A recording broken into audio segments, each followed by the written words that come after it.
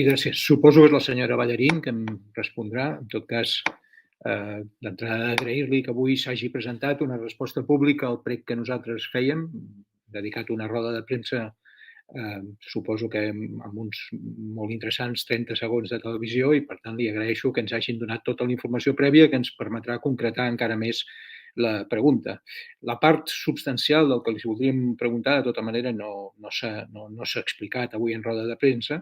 Sabem que han adquirit 50 locals, això és un 0,7%, encara no, dels locals tancats.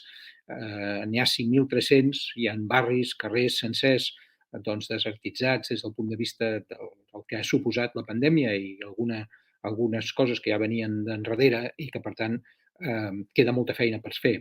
Tenim molts pocs locals, es poden comprar pocs locals i, en canvi, la problemàtica és molt àmplia.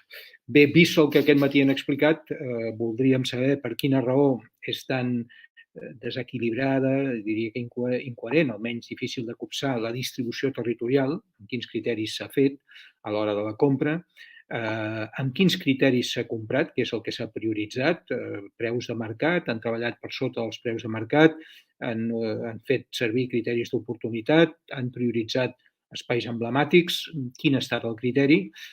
Una qüestió substancial, qui ha escollit els venedors, és a dir, la convocatòria pública que es va plantejar en el seu moment ha desaparegut, i finalment avui han dit que pensen en 5 anys comprar 400 locals, això són 80 locals per any, de moment en porten 20, veurem exactament com aconsegueixen concretar, per tant, quins diners hi haurà en pressupost. I també voldríem conèixer els informes de l'Observatori, que suposem que és amb el que vostès s'han basat per comprar el que han comprat.